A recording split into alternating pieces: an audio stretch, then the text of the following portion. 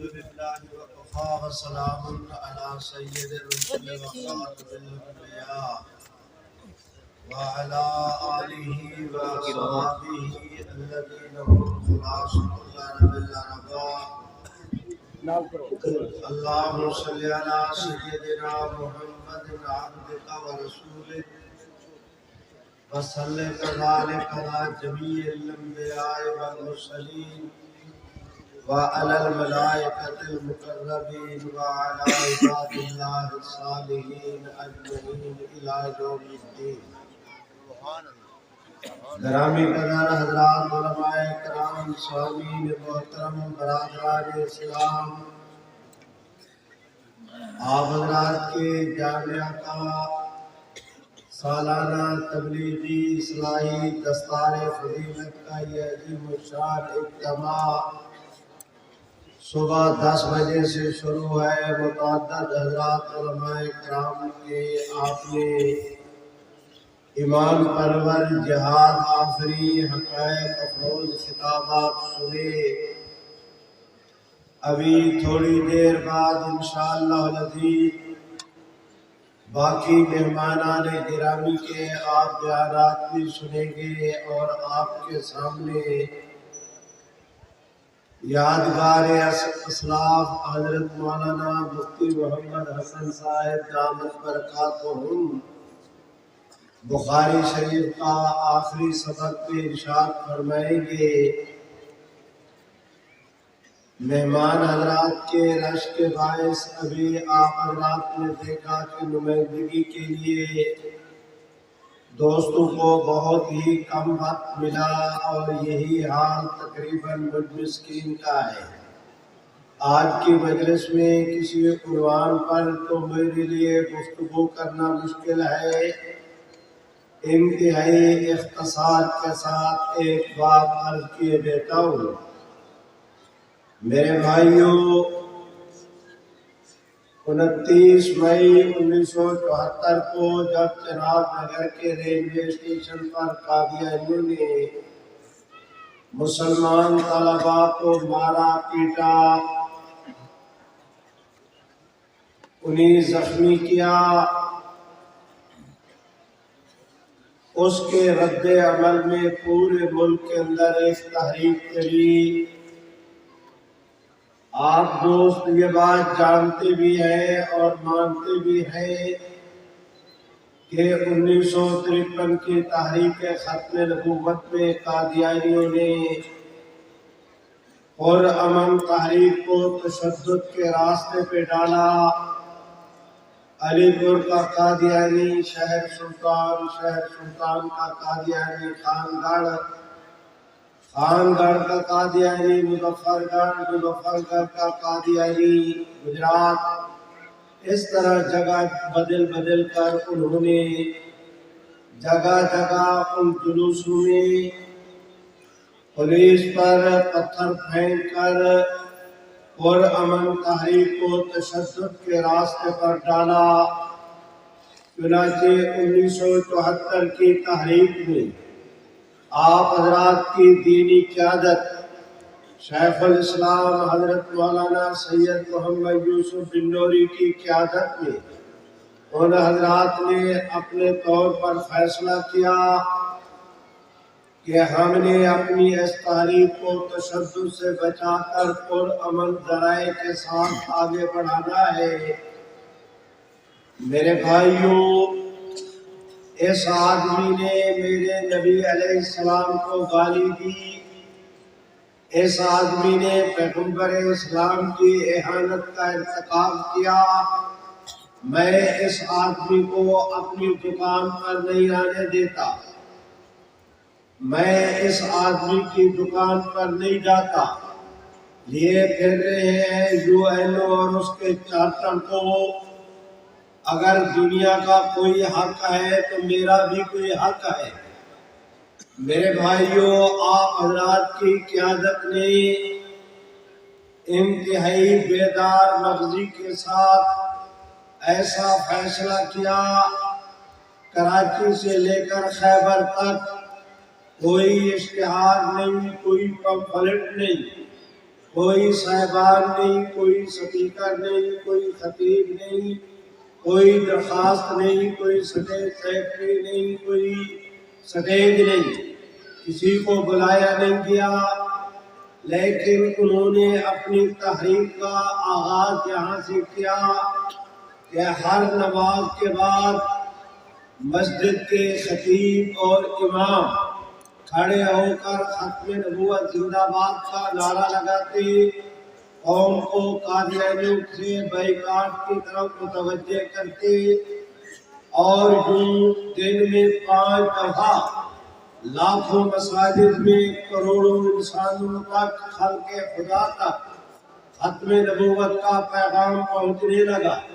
حق تعالی شانہ نے اس کا پردہ غیب سے اہتمام یہ کیا کہ باہر شیخ الاسلام حضرت مولانا سید محمد یوسف بن نوری، حضرت مولانا شاہ احمد درانی، پروفیسر غفور احمد مفکر اسلام، حضرت مولانا مفتی محمود، حضرت مولانا محمد عبداللہ درخواستی، حضرت مولانا عبید اللہ انور، حضرت مولانا میاں عبدالحادی دین پوری، مولانا مفتی زین العابدین، مولانا عبدالستار خان نیازی، حافظ عبدالقادر روکڑی، غرضے کے امت کے تمام طبقات پہ مشتمل بھرپور ہماری دینی قیادت قومی اسمبلی میں بھی اور باہر بھی موجود تھی۔ آپ حضرات کی اس قیادت نے قادیانیوں کے بائیکاٹ کا اعلان کیا۔ اس وقت ہمارے ملک عزیز میں برسر اقتدار یعنی ہمارے پرائم منسٹر جناب ذوالفقار علی بھٹو تھے۔ دنیا جانتی ہے کہ وہ انٹرنیشنل فیم کے آدمی تھے، ٹیبل ٹاک کے بادشاہ اور بہت ہی بلند سوچ رکھنے والے۔ کہتے ہیں حسن وہ جس کا سوکن کو بھی اعتراف ہو۔ میں تسلیم کرتا ہوں کہ انتہائی ذہین آدمی۔ انہوں نے جس وقت تحریک کا مطالعہ کیا کہ حضرات علماء کرام کا ایک پیسہ خرچ نہیں ہوتا، کسی منظوری کی ان کو ضرورت نہیں، لیکن یومیہ کروڑوں خلق خدا تک 5 دفعہ دن میں ان کا پیغام پہنچ رہا ہے، تو انہوں نے سمجھ لیا کہ اگر یہ حضرات چاہیں تو اپنی پرامن جدوجہد کو 1 سال تک بھی جاری رکھ سکتے ہیں۔ انہوں نے سوچا کہ 1 سال کے بعد جو مطالبہ ماننا ہے تو آج ہی مان لیا جائے۔ چنانچہ انہوں نے اعلان کیا، میں پہلے عرض کر چکا ہوں کہ 29 مئی کو یہ ساجہ ہوا اور جون کے پہلے ہفتے میں وفاقی بجٹ پیش ہوا نیشنل اسمبلی میں۔ جناب بھٹو صاحب نے اعلان کیا کہ وفاقی بجٹ کے منظور ہونے کے بعد ہم قادیانی ایشو کو نیشنل اسمبلی کے سپرد کر کے جمہوری طور پر اس مسئلے کو حل کرنے کی سعی کریں گے۔ میرے بھائیوں، ادھر جناب ذوالفقار علی بھٹو نے اعلان کیا۔ تاریخ اپنے آپ کو دہراتی ہے کہ اس وقت قادیانی جماعت کا چیف گرو اور لاٹ پادری مرزا ناصر تھا۔ وہ مرتا کیا نہ کرتا، اس نے نہ او دیکھا نہ تو دیکھا۔ ایک اپلیکیشن لکھی، جناب بھٹو صاحب وفاقی وزیر قانون عبدالحمید پیرزادہ اور نیشنل اسمبلی کے سیکرٹری جنرل، ان 3 آدمیوں کو اس میں مخاطب کیا گیا کہ اگر آپ قادیانی ایشو پر، ہمارے عقائد پر قومی اسمبلی میں بحث کرانا چاہتے ہیں تو ہمیں بلا کر ہمارا اس کے اندر موقف سنا جائے۔ اگر آپ نے ہمارا موقف معلوم کیے بغیر کوئی فیصلہ کیا تو وہ یک طرفہ فیصلہ ہوگا۔ میرے بھائیوں، جناب بھٹو صاحب کے پاس جس وقت قادیانیوں کی یہ درخواست آئی، بھٹو صاحب نے سمجھا کہ ان کی بات تو معقول ہے، لیکن پتہ نہیں حضرات علماء کرام اس کے لیے آمادہ ہوں گے کہ نہیں، وہ قادیانیوں کو اپنے سامنے فریق کے طور پر بٹھانے کے لیے راضی بھی ہوں گے یا نہیں۔ چنانچہ بھٹو صاحب کے پاس سوائے اس کے اور کوئی چارہ کار نہ رہا کہ اگلے دن انہوں نے مفکر اسلام حضرت مولانا مفتی محمود جناب نورانی میاں جناب پروفیسر غفور احمد صاحب کو بلایا اور ان کے سامنے قادیانیوں کی درخواست رکھی۔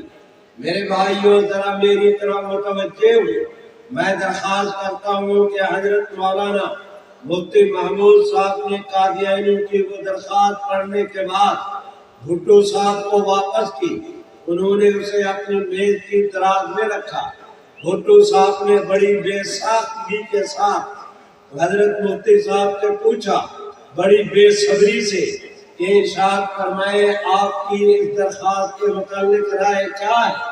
میرے بھائیوں میں درخواست کرتا ہوں، آگے حضرت مولانا مفتی محمود زیر لب مسکرائے اور فرمایا، جناب بھٹو صاحب، ہم قادیانیوں کو ملک کے کونوں قدروں میں تلاش کرتے پھر رہے تھے، کریا کریا شہر شہر، چوکوں میں چوراہوں میں، گلیوں میں بازاروں میں، میدانوں میں صحراؤں میں ہم نے قادیانیوں کو تلاش کیا، یہ تو آپ کی میز کی دراز سے مل گئے ہیں۔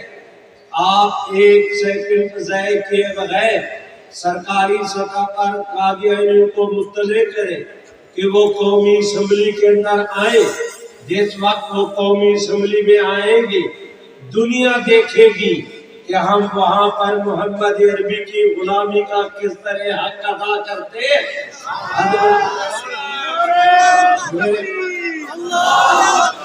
میرے بھائیوں، تاج و تخت ختم نبوت، تاج و تخت ختم نبوت، اکابرین مجلس تحفظ ختم نبوت۔ میں آپ حضرات سے گزارش کرنا چاہتا ہوں، چنانچہ حضرت مولانا مفتی محمود صاحب رحمت اللہ علیہ کی اس امام پرور حقائق پہ مبنی پیشکش کے بعد جناب بھٹو صاحب مارے حیرت کے سجدہ رہ گئے، ان کی آنکھیں کھلی کی کھلی رہ گئی، انہیں بہت تعجب بھی ہوا اور انہوں نے تشکر کے الفاظ بھی ادا کیے۔ میرے بھائیوں، چنانچہ قصہ کوتا کے قومی اسمبلی میں قادیانی ایشو پیش ہوا۔ قادیانی جماعت کا چیف گرو اور لاٹ قاضی مرزا ناصر احمد نے 11 دن تک اس پر جرا ہوئی۔ میرے بھائیوں، لاہوری گروپ کا اس وقت سربراہ صدر الدین تھا، ان پر 2 دن جرا ہوئی، کل 13 دن۔ قادیانی کل تک کہتے تھے کہ کہاں ہے قومی اسمبلی کی کارروائی۔ میرے بھائیوں، اللہ رب العزت نے کرم کیا کہ پچھلے دنوں وہ قومی اسمبلی کی کارروائی سرکاری حکم پر چھاپی گئی، ہم نے اس کا ری پرنٹ کیا، کراچی سے لے کر خیبر تک نہیں، اللہ کے فضل سے ہم نے اسے انٹرنیٹ پہ بھی ڈالا۔ اس کا نتیجہ یہ ہوا کہ کروڑوں خلق خدا تک پوری دنیا میں نیشنل اسمبلی کی بے عینی من بعن وہ کارروائی پہنچی۔ قادیانی کل تک کہتے تھے کہ کسی اسمبلی کو کیا حق حاصل ہے کہ وہ کسی کو غیر مسلم اقلیت قرار دے۔ ہم نے قادیانیوں کو کہا کہ تمہارا یہ سوال کرنا ہم سے نہیں بنتا، اگر کسی اسمبلی کو کسی کے عقیدے پر بحث کا حق حاصل نہیں تو مرزا ناصر احمد نے کیوں درخواست دی تھی، وہ قومی اسمبلی کی کارروائی کا کیوں حصہ بنے تھے، ان کا درخواست دینا، حصہ بننا، یہ دلیل ہے اس بات کی کہ تمہارا سوال یا لا علمی پر مبنی ہے یا بدنیتی پر۔ میرے بھائیوں، میں نتیجے کی بات کرتا ہوں کہ 6 ستمبر کی شام کو جناب بھٹو صاحب نے اعلان کر رکھا تھا کہ 7 ستمبر کو نیشنل اسمبلی فیصلہ دے گی، لیکن 6 ستمبر کی شام کو ادھر تعلیم القرآن راجہ بازار میں شیخ الاسلام حضرت بنوری رحمہ اللہ کی قیادت میں رات کو جلسہ شروع ہوا۔ ادھر گورنمنٹ ہاؤس میں جناب بھٹو صاحب کی زیر صدارت حضرت مولانا مفتی محمود اور بھٹو صاحب کے مذاکرات شروع ہوئے۔ بھٹو صاحب نے حضرت مفتی صاحب سے کہا کہ حضرت قومی اسمبلی میں قادیانی ایشو پر 6 قراردادیں جمع ہیں، ان 6 قراردادوں سے مراد ایک اپوزیشن کی قرارداد کی نورانی میاں نے پیش کی، ایک قرارداد حضرت مولانا غلام غوث ہزاروی نے پیش کی تھی۔ ایک قرارداد حضرت مولانا محمد ذاکر صاحب جامعہ محمدیہ کے انہوں نے پیش کی تھی۔ ایک قرارداد مسلم لیگ کے جناب شوکت صاحب، جناب سردار شوکت حیات نے پیش کی تھی۔ ایک قرارداد جناب ملک جعفر صاحب نے پیش کی تھی، اور ایک قرارداد خود گورنمنٹ کی طرف سے۔ تو یہ 6 قراردادیں تھیں۔ بھٹو صاحب نے حضرت مفتی صاحب سے کہا کہ مفتی صاحب کل ہم نے